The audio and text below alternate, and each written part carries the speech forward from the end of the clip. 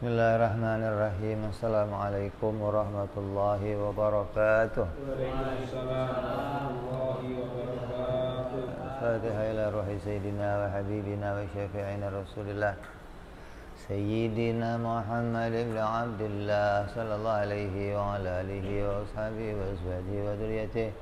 Inna Allah ya'ali darajati fil jannah wa yanfa'una bi asrarihim وأنوارهم وعلومهم ونفحاتهم وبركاتهم في الدين والدنيا والآخرة ويجعلنا من حزبهم ويرزقنا محبتهم ويتوفانا على ملتهم ويحشرنا في زمرتهم بالعافية والسلامة لهم الفاتحة. أعوذ بالله من الشيطان الرجيم. بسم الله الرحمن الرحيم. الحمد لله رب العالمين الرحمن الرحيم مالك يوم الدين. إياك نعبد وإياك نستعين اهدنا الصراط المستقيم صراط الذين أنعمت عليهم غير المغضوب عليهم ولا الضالين آمين. بسم الله الرحمن الرحيم. نويت التعلم والتعليم وتذكرا وتذكيرا والنفع والانتفاع والإفادة والاستفادة والحث على التمسك بكتاب الله وسنة رسول الله صلى الله عليه وسلم والدعاء إلى الهدى والدلالة على الخير ابتغاء مرضاته وقربه وثوابه وحسن الخاتمة مع اللطف والعافية صلاح العاقبة. بسم الله الرحمن الرحيم. الحمد لله رب العالمين. الصلاة والسلام على أشرف الأنبياء والمرسلين سيدنا وحبيبنا وشفيعنا ومولانا محمد wa ala alihi wa sahbihi ajma'in, amma ba'du. Wala musanniful kitab rahimahullahu wa nafa'ana bihi wa bi'ulumihi fid darain.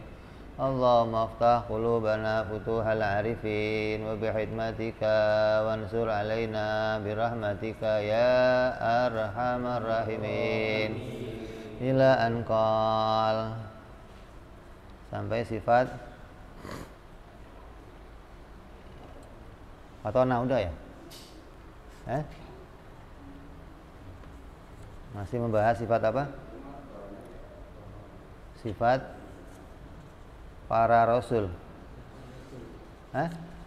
Sifat apa yang kamu ingat? Nggak ingat? Oh, nggak ingat juga enggak? Oh.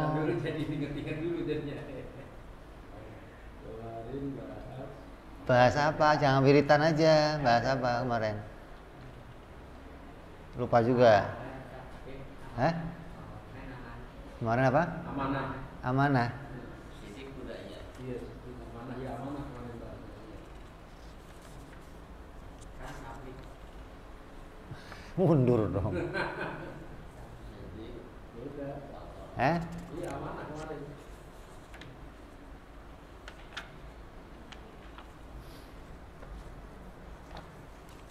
Sekarang Fatona.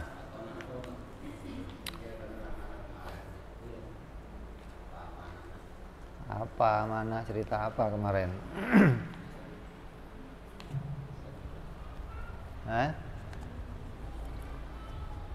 Wajib bagi para rasul alaihimus salatu wassalam itu bersifat sidik, tabligh, amanah dan fatonah. Fatonah itu pengertiannya apa? Cerdas. Udah bahas belum? Belum ya? Belum. Fatonah itu pinter. Maksudnya pinter itu bukan Nabi itu tahu segalanya, bukan. Kalau tahu segalanya Itu Allah dong. Yang dimaksud pintar itu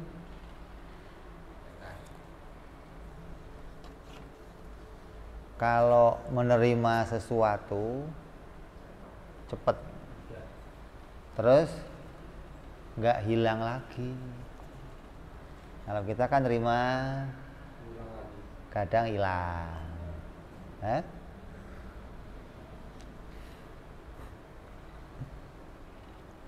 Kalau Nabi enggak, segala yang pernah dia ingat ya enggak ada lupanya, selamanya enggak pernah lupa gitu loh. Artinya Allah tidak pernah menjadikan nabinya itu orang-orang yang bodoh, enggak ada. Nabi itu diciptakan oleh Allah menjadi orang-orang yang cerdas. Maksudnya dikasih kecerdasan itu agar bisa menjelaskan tentang apa? Tentang agama yang disampaikan.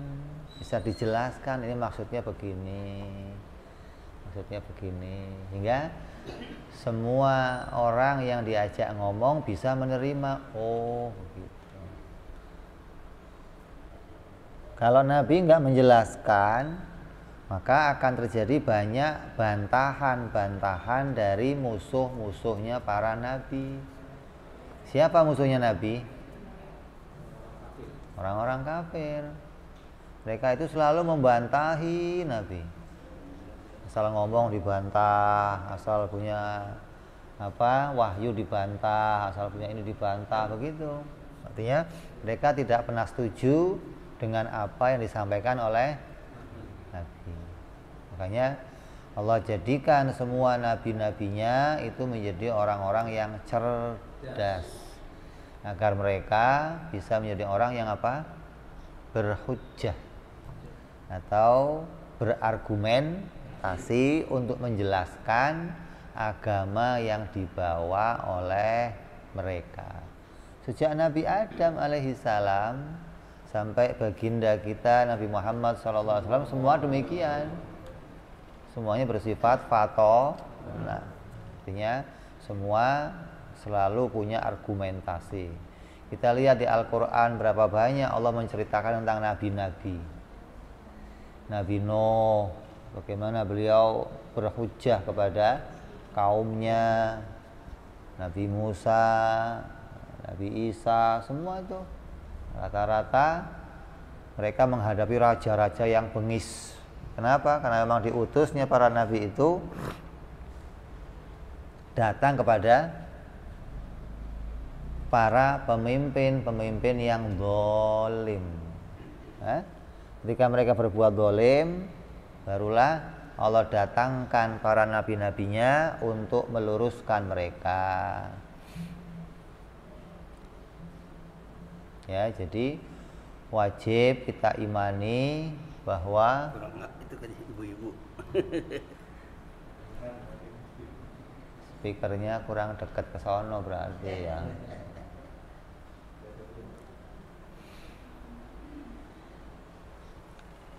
Wajib kita imani bahwa para nabi semuanya adalah orang-orang yang diberikan oleh Allah akalnya berlipat-lipat ganda melebihi akalnya umat.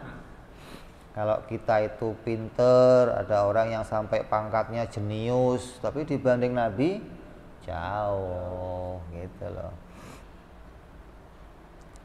Jadi Nabi itu tidak butuh membaca dan tidak butuh menulis. Bukan Nabi nggak bisa baca, nggak bisa nulis gitu loh.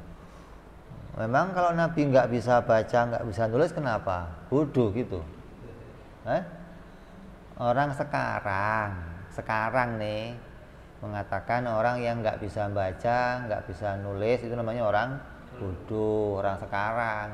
Dulu rata-rata orang nggak bisa nulis, rata-rata orang nggak bisa baca. Nah, terus diomong bodoh semua gitu? Enggak. Lah, mereka nggak baca, nggak nulis, yang mereka andalkan apa? Ingatan, hafalan gitu. Nah orang sekarang hafalannya sedikit, yang diandalkan tulis, gitu loh. Kalau mau cari ilmu baca, itu yang diandalkan orang sekarang begitu. Dulu nggak begitu. Zamannya Nabi yang diandalkan adalah hafalannya. Maka Nabi orang yang hafalannya sangat kuat, hingga nama-nama kawan-kawannya aja nggak ada satupun yang dia lupa sejak Nabi kecil sampai. Kalau kita kan nggak ketemu kawan, kadang inti namanya siapa ya, lupa saya. Kawan kecil padahal sering main, lupa. Jangankan yang begitu, Nabi peristiwa yang di usia-usia yang kita sulit mengingat itu Nabi mengingat. Seperti peristiwa Nabi disusui oleh ibundanya, Nabi mengingat. Coba ente ingat? Nabi ketika Nabi dewasa, Nabi ditanya, ya Rasul, apa benar dulu waktu nyusuin itu nyusunya cuma satu, nggak pernah nyusu yang sebelahnya? Kata Nabi, iya. Kenapa ya Nabi? Karena saya punya saudara sesusuan banyak. Kalau saya ambil dua-duanya nanti yang lain nggak kebagian. Dari kecil, dari bayi sudah patonah gitu loh, sudah punya kebijaksanaan yang diberikan oleh Allah Subhanahu wa ta'ala, bahwa mereka para nabi itu selalu bisa mengalahkan para musuhnya. Di antaranya apa? Seperti hujahnya Nabi kepada Namrud. Namrud itu diutus untuk Nabi siapa dulu? Nabi Ibrahim, ya. Nabi Ibrahim itu diutus kepada Raja Namrud. Kalau Nabi Musa, Fir'aun. Ya sebenarnya sama, Fir'aun juga, orang dolim juga sih, ya. Maka Namrud ditanya sama Nabi Ibrahim, Namrud, apa kamu itu penguasa Mesir ini? Oh iya, ini semuanya saya yang menguasai, kata Namrud. Lah kalau ini yang menguasain kamu, berarti itu matahari yang menguasain kamu dong. Iya. Kalau begitu coba perintahkan matahari untuk terbit dari barat sekali saja.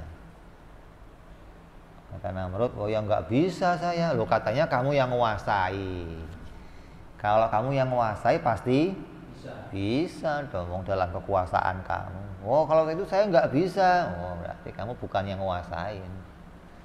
Nabi Musa mengatakan, Tuhanku yang menguasai langit dan bumi, matahari dan bulan serta segalanya.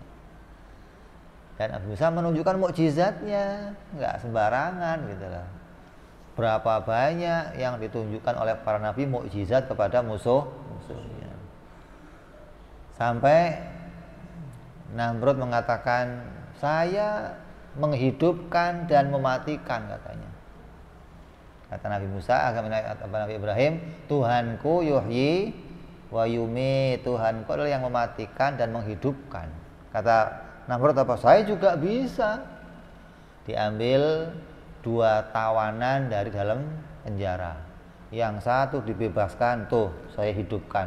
Yang satu dibunuh, tuh saya matiin. Oh, saya juga bisa menghidupkan dan mematikan. Kata Nabi Ibrahim, ini yang udah kamu matiin, kamu hidupin coba. Oh itu nggak bisa saya. Berarti kamu nggak bisa menghidupkan. Kalau barang hidup dihidupkan itu bukan menghidupkan, memang sudah hidup namanya. Sudah hidup dilepaskan biar hidup, itu bukan menghidupkan. Terus dihujah sama Nabi Ibrahim sampai Namrud menyerah. Lah kalau raja itu menyerah, artinya menyerah itu kalah dalam berargumentasi, munculnya apa? Emosi. Sampai Nabi Ibrahim menghancurkan patung-patung. Yang kecil dihancurin semua, yang kecil disisain yang gede. Tanya sama orang-orang, siapa yang masuk sini tadi? Ibrahim yang masuk. Panggil Ibrahim. Nabi Ibrahim dipanggil nggak cuma sendirian, di depan masyarakat dikumpulkan, dipanggil Nabi Ibrahim, suruh tanggung jawab. Kenapa? Ini sesembahan orang banyak, kamu harus tanggung jawab. Apakah kamu yang menghancurkan patung-patung ini? Kata Nabi Ibrahim apa?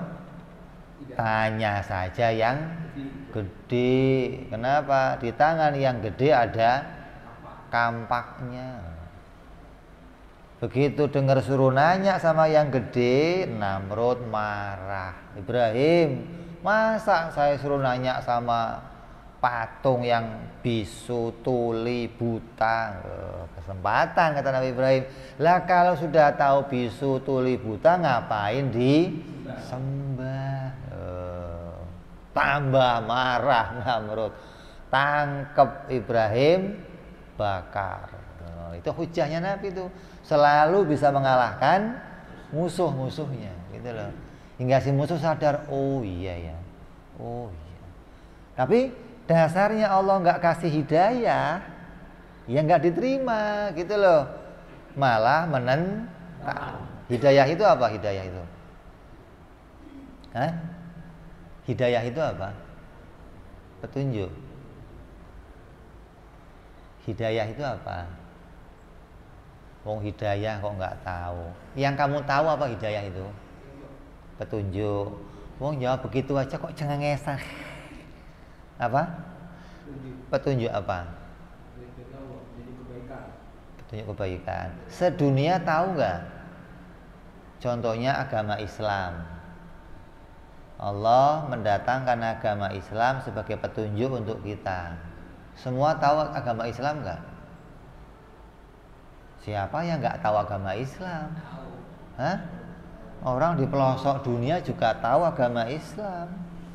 Azan tiap waktu berbunyi, orang Islam di mana-mana semua tahu agama Islam. Berarti mereka semua mendapatkan informasi tentang jalan menuju keselamatan. Tapi tidak diberikan oleh Allah hatinya menerima. Itu petunjuk namanya. Kemauan menerima informasi yang benar. Kalau informasinya dibagikan semua oleh Allah, semua rata mendapat informasi. Surga, neraka, agama Islam, Nabi, Quran, semua dikasih info. Kalau nggak dikasih info, nanti nggak bisa disiksa oleh Allah. Saya nggak tahu agama Islam ya Allah, nah, gimana mau nyiksanya?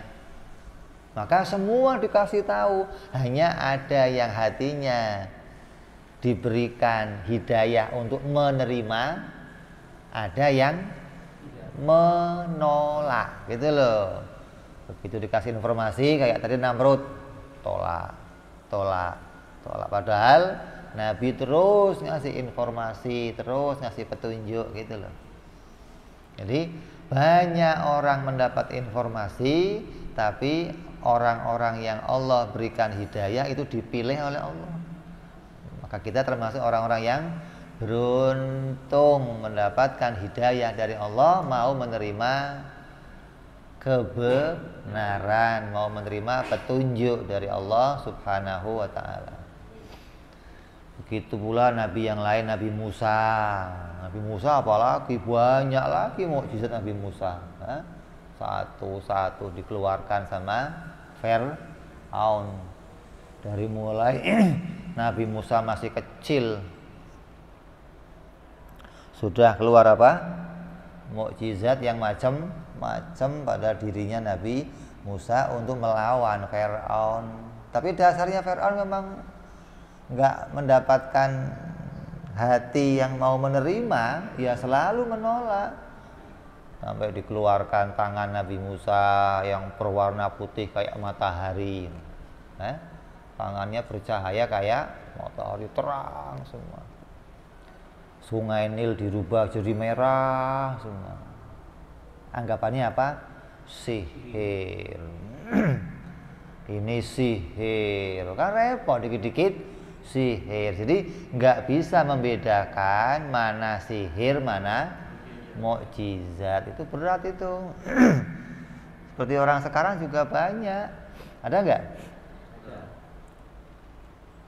Orang-orang yang menerima musodek, siapa namanya? Iya, musodek jadi nabi.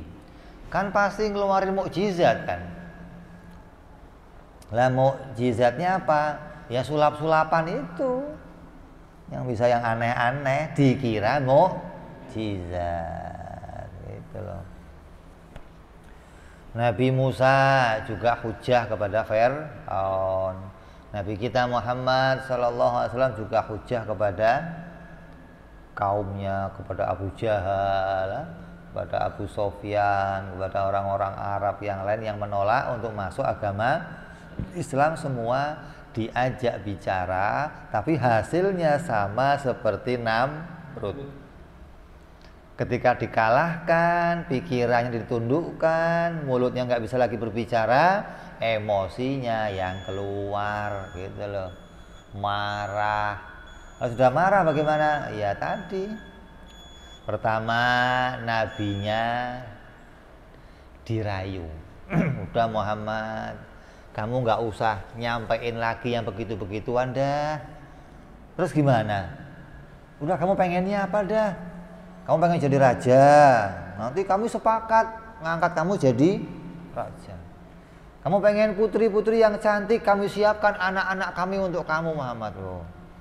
Kamu pengen duit, kami akan kumpulkan uang kami untuk kamu semua. Yang penting kamu jangan nyampein agama Islam. Itu tawaran. Ketika tawaran baik itu nggak diterima, terus gimana? Mulai diancam, awas, diintimidasi, sampai diboikot, sampai diusir, sampai mau dibunuh. Ketika apa? Sudah nggak bisa diajak bicara, dan mereka juga nggak mau menerima ajakan para nabi. Ujungnya itu semua tuh. Nabi Isa diapain? Dikepung, mau dibunuh. Allah naikkan, Allah selamatkan. Nabi Muhammad dikepung, mau dibunuh. Apa yang terjadi? Keluar bawa pasir, disebarin, tidur semua orangnya. Nabi keluar rumah, hijrah ke Madinah. Nabi Musa pindah sampai ke negerinya Nabi Syuaib. Nabi Yusuf, terus semua nabi-nabi begitu tuh. Ketika mereka sudah nggak bisa lagi diajak bicara, mereka menyerang. Nabi siapa? Nuh alaihissalam. Nabi Nuh begitu. Ketika umatnya sudah nggak mau menerima lagi, maka Nabi Nuh apa?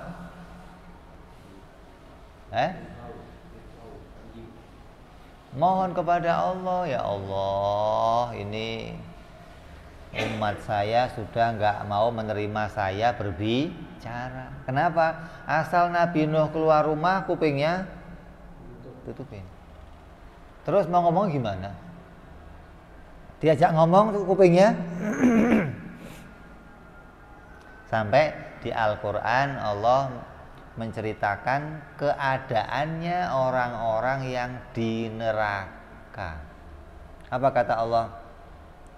Allah mengutip dalam firman-Nya, "Lau kunna nasma'u wa naqilu ma kunna fi ashabis sa'ir."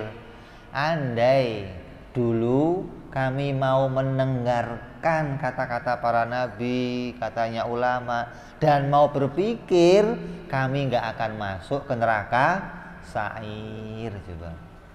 Jadi orang itu masuk neraka sebabnya apa?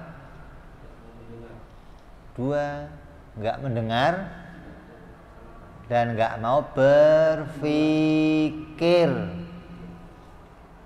Dianggap itu nggak bener. Apa sih? Dan kalau sudah ada orang dengerin tapi nggak mikir, hingga masuk sini, keluar sini. Ada lagi orang nggak mau dengerin. Saya mau ngomong, udah nggak usah, diam lah, berisik kamu. Saya mau ngomong dikit, jangan. Gimana mau paham? Mau boleh ngomong aja nggak boleh coba. Ada yang, oh ya udah ngomong deh, ngomong dengerin, paham? Nggak ngomong apa sih kamu? Oh.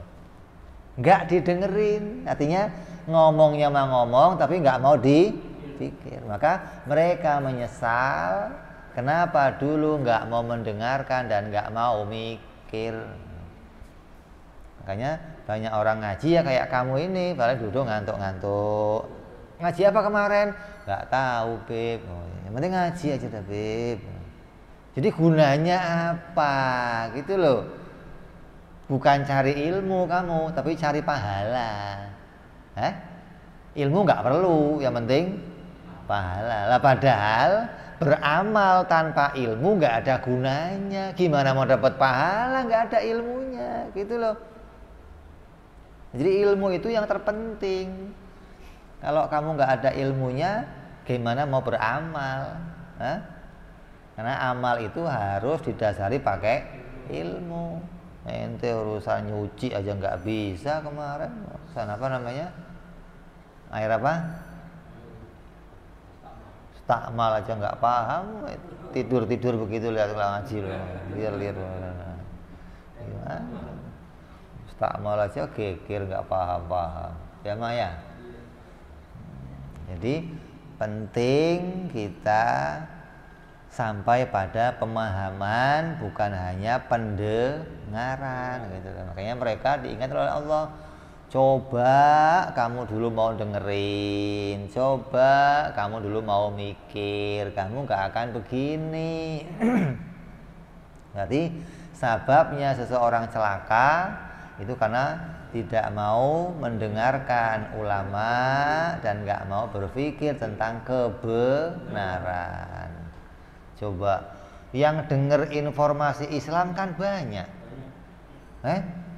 tapi ya nggak berpikir ini benar apa enggak.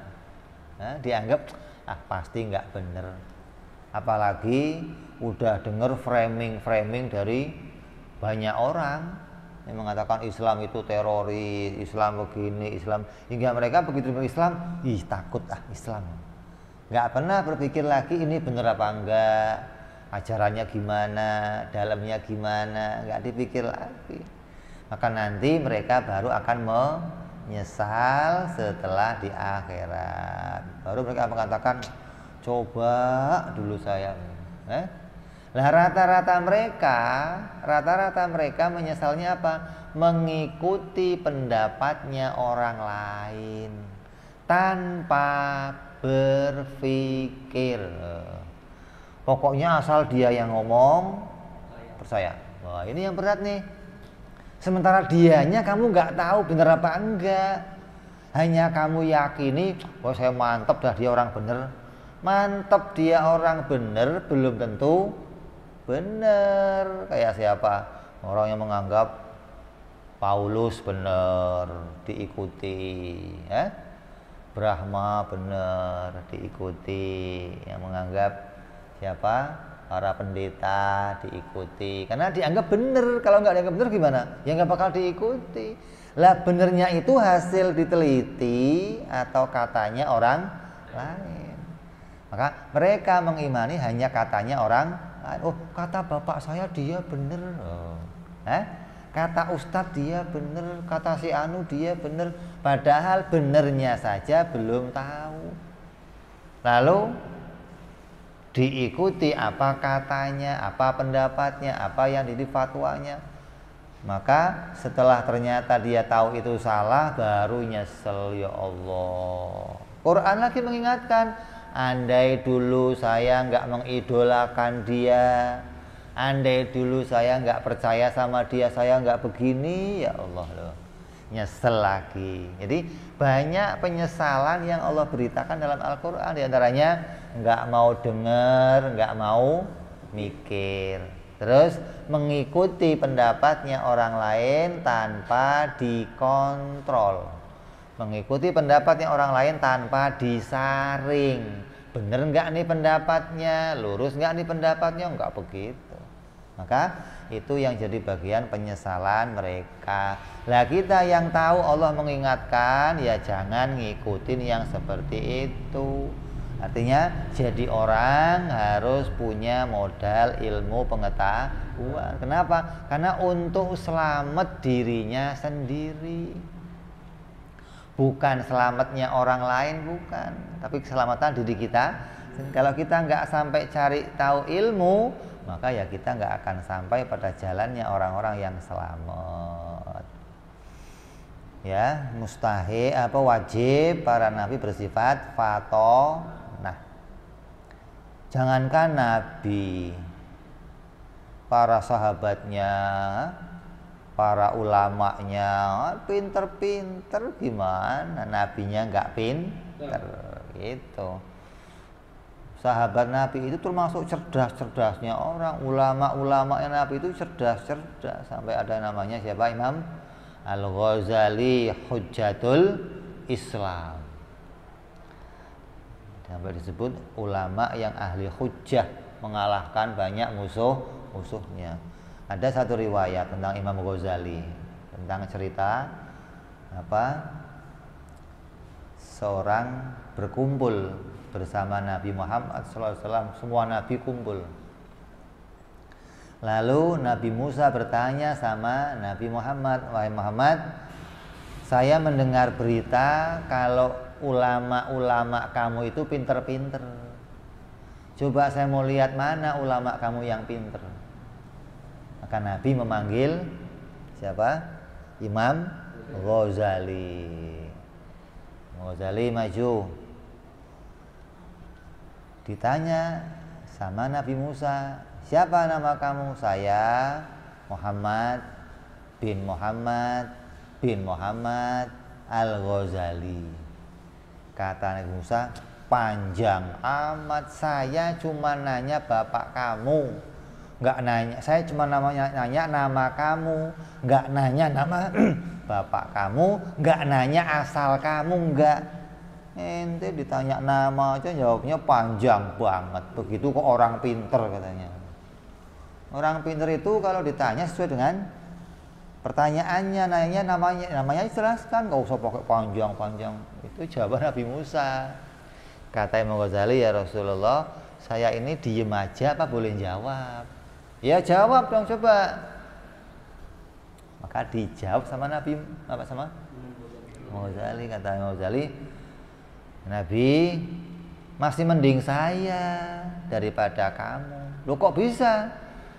Di Al-Quran diceritakan tentang Allah pernah bertanya kepada kamu. Di Quran ada tuh, kamu baca tuh. Musa, yang di tangan kamu itu apa? Di Musa bawa apa? Tongkat. Yang lalu sama Allah tongkat itu disuruh apa? Lempar, terus jadi ular. Sebelum dilempar Allah nanya, Musa, yang di tangan kamu itu apa? Ini tongkat ya Allah.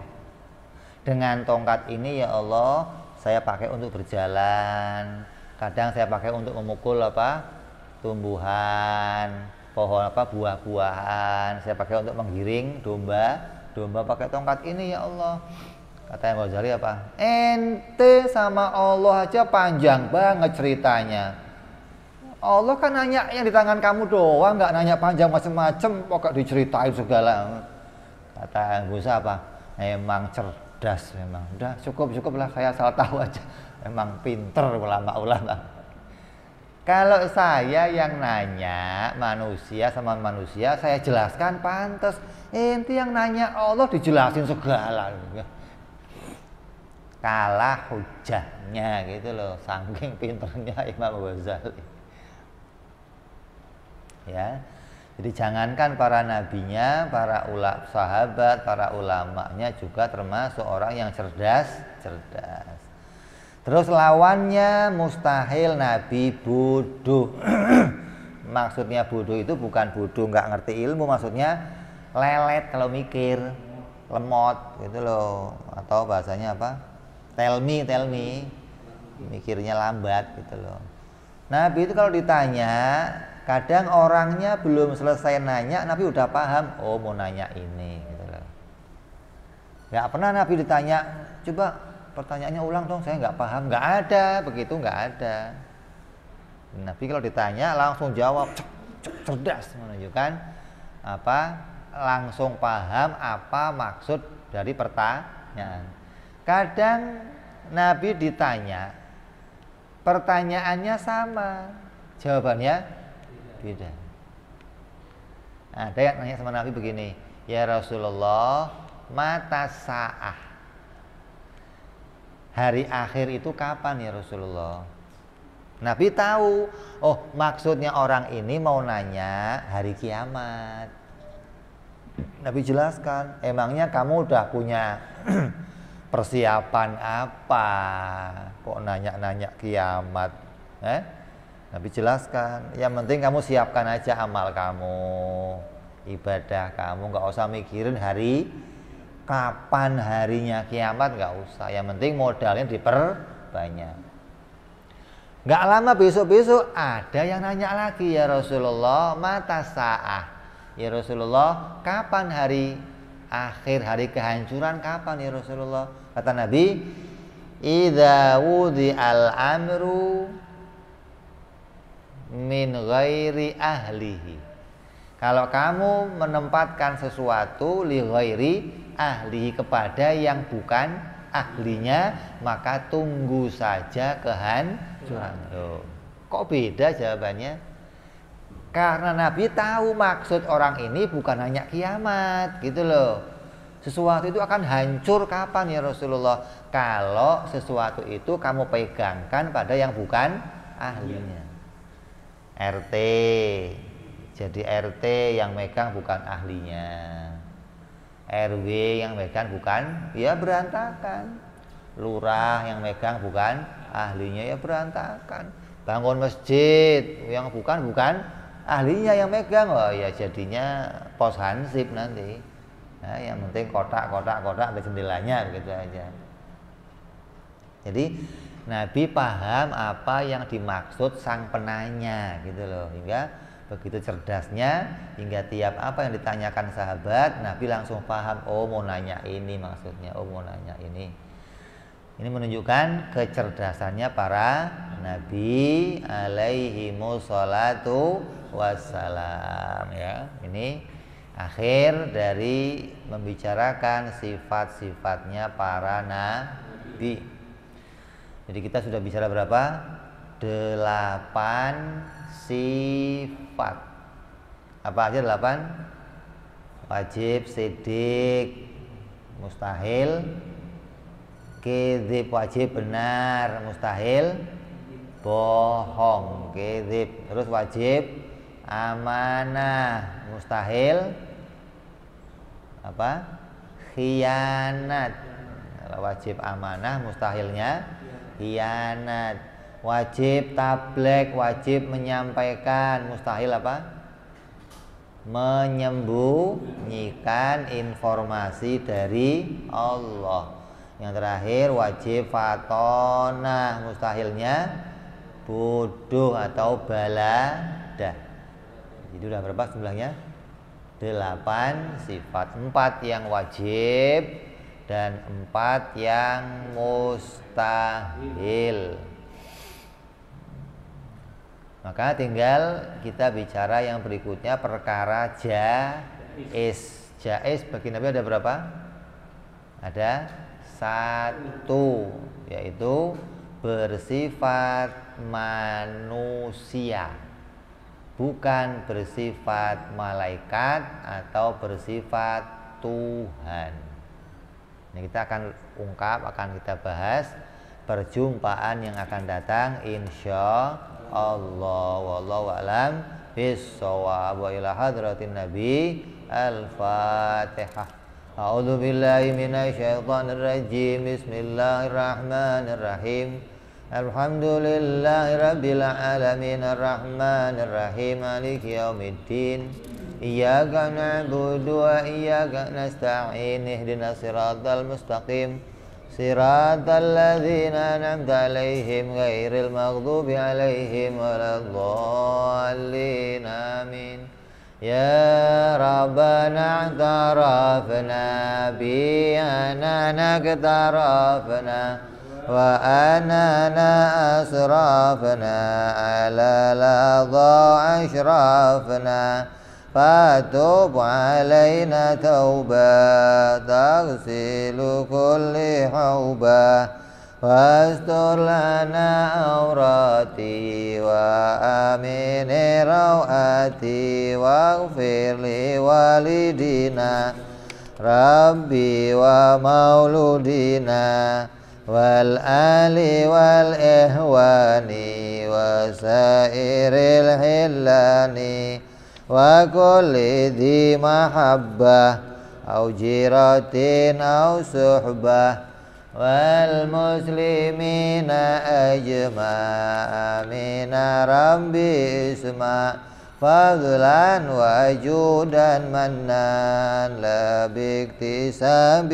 منا بالمصطفى رسولي نضى بكل سولي صلى وسلم ربي عليه أدى الحبي وآله وصحبه عدد تحصي صحبي والحمد لله في البدء والتناهي سبحان ربك رب العزة عما يصفون وسلام على المرسلين والحمد لله رب العالمين. Assalamualaikum warahmatullahi wabarakatuh.